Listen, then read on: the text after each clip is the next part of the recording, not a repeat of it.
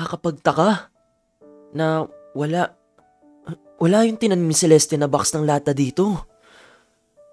Huling chance ko na makita yung tinanim ni Celeste sa bandang likod ng puno ng duhat. Nasa kalagitnaan ako ng paghuhukay ng lupa habang di pa mainit at maya-maya ay tirik na naman ang araw. Ay, summer pa naman ngayon. Lakas din ni Celeste. Summer pa talaga napili magparamdam sa Rotary at ipahukay sa akin yung tinanim niya. Ellie, Diyos ko po, anong ginagawa mo? May hinahanap lang po ako. Sabadong-sabado naghuhukay ka? Wala ka namang mahanap na ginto dyan. Hindi ho. May hinahanap po ako na tinanim ko dito dati. Dati? Kakalipat mo lang dito nung mga nakaraang buwan Ay, huli ako dun Paano ko naman i-explain na tinanim po dito ng ka-phone buddy ko sa ibang taon yung ballpen niya? Baka isipin niya na nababaliw na ako.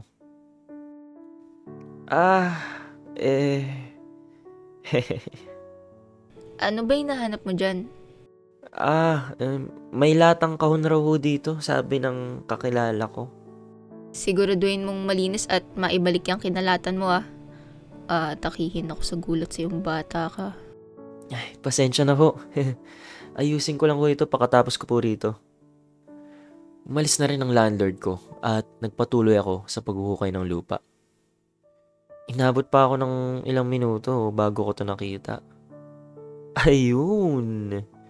Nandito lang pala tong lecheng latang kahon na to. Kala ko buong garden ng bubungkalin ko makita ko lang to Kung di ko lang talaga to nakita, iisipin ko multo lang yun si Celeste na nanghihingi ng tulong. Grabe, sobrang luma naman na nito. Ilang taon na pinagdaanan nito, mas matanda pa to sa ninuno ko Puro kalawang na at kita na ang katagalan sa lata nito. Inalog-alog ko at safe naman ang laman niya. Dahil nakita ko na yung lata, umupo muna ako sa damuhan. Saan kaya dito tumatambay si Celeste? Saglit ako nagmuni-muni bago ako nagligpit ng pinagkalatan. Pumasok sa isip ko ang itsura ni Celeste na nagsusulat at nakaupo sa garden nito. Ano kaya itsura niya? Saan kaya siya dito madalas natambay? Ganito rin kaya itsura nito dati? Napaisip ako paano kaya kung nakaupo rin si Celeste ngayon dito. Siguro kung parehas kami na nasa 2025, malamang dito pa kami nakatambay at magkita. Pwede rin naman sa coffee shop. Tumingala ako sa langit. Are we seeing the same sky, Celeste?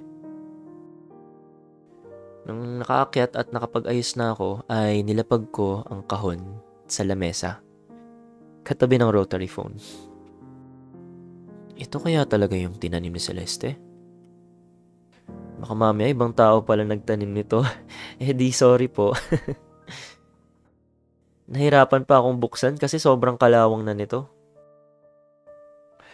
Pagkabukas ko ay lalo akong namangha. Isang feather at ink. Meron pang papel na may sulat kamay ng kung sino man, pasensya na po ulit kung kanino man ito.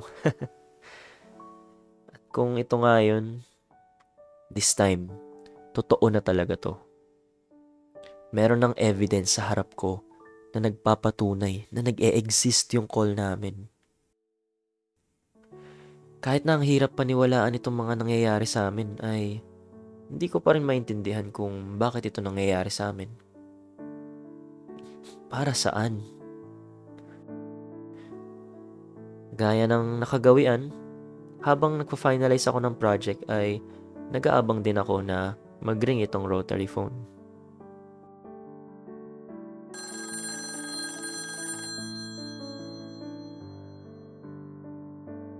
Ellie! Napangiti ako dahil ramdam ko ang excitement sa boses niya. Wala na, meron na nagpapangiti sa akin. Hello, Celeste. Nakita mo ba? Nahanap mo? Meron akong nahukay, ngunit hindi ako nakakasiguro kung ito yun. Ano ba ang iyong nahukay? Ito ba ay kulay bughaw na lata? Oo. Hay, buti naman sa kanya to. Kala ko kung kaninong kaluluwa may-ari nito eh. Baka mamaya yun na yung next tumawag para humingi ng tulong. Nahirapan akong buksan ng kahon dahil ito ay nangalawang na at sira na rin. Maayos iyan nung aking nilagay. May laman itong pluma. Tama. Ang mga balahibo nito sa tingin ko ay namatay na gawa ng katagalan at hindi maayos ang kalagayan. Ganoon? Maayos kayang inilagay dyan. Bakit kaya?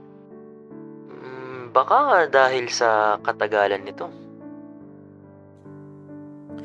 Kung iisipin lang kahapon lang napag-usapan namin ni Celeste na magtanim siya ng bagay.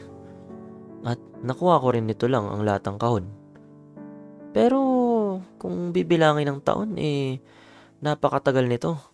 Pero para sa akin kahapon lang ito. Gets niyo ba? Basta, yun na yun. Pero itong ballpen na ito ang nagpakita ng difference at kung gaano kalayo ang taon namin. Maaaring dahil doon. Yun lang bang nakalap mo? Isa pa ay meron din itong laman na papel. Sulat kamay mo ba to? Oo. Wow! Ang galing! Ang ganda mo magsulat pala. Ganda? Kako, nakakabighani ang iyong sulat kamay. Karaniwan naman ng sulat kamay dito sa amin ay ganyan. Ngunit salamat sa papuri. Ganun ba? Walang anuman. Dito kasi sa amin, hindi ganyan magsulat lahat eh.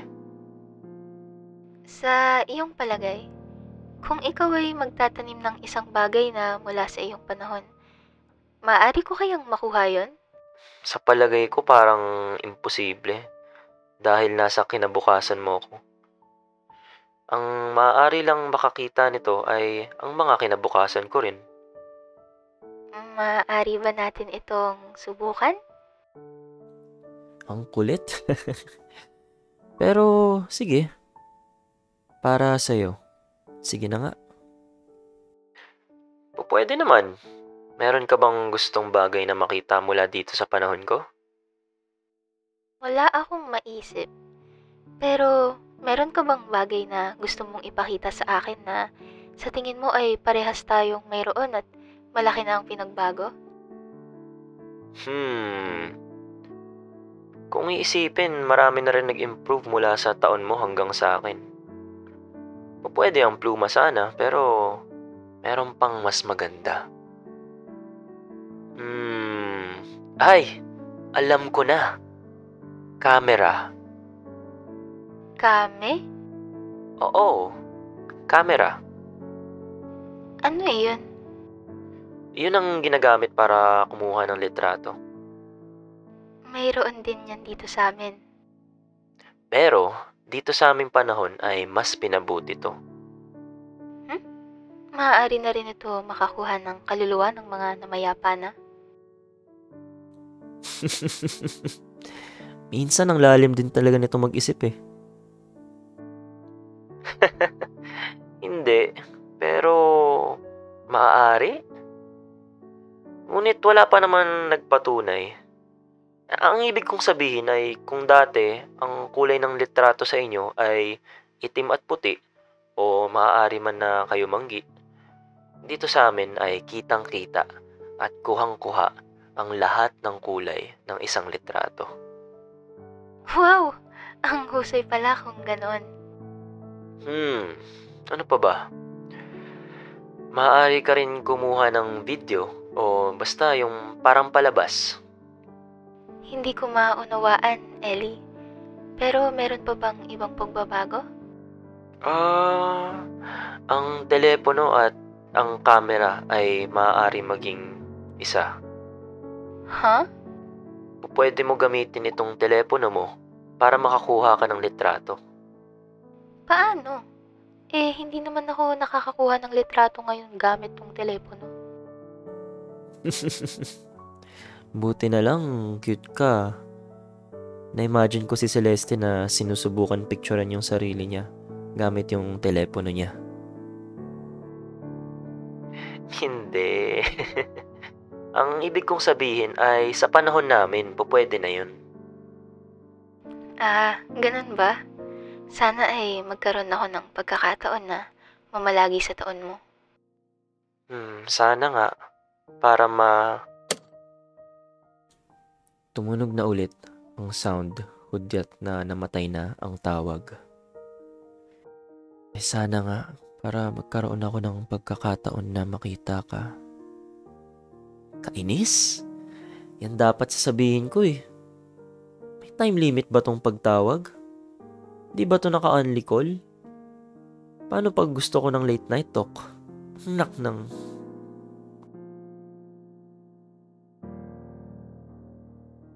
Araw ng linggo at wala akong ginawa ngayon, kaya inip na inip ako kakaantay sa tawag.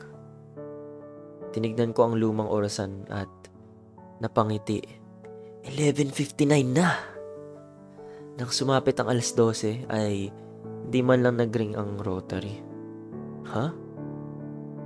Bakit? Hello?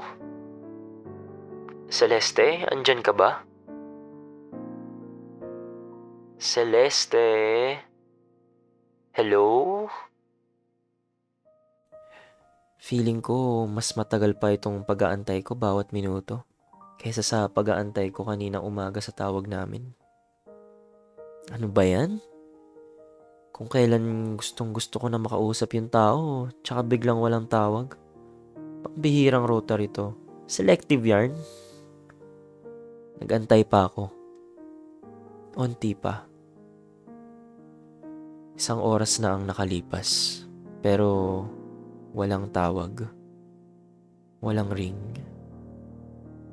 Walang Celeste. Gusto mo ba makita yung next part? Click mo lang yung join sa tabi ng subscribe.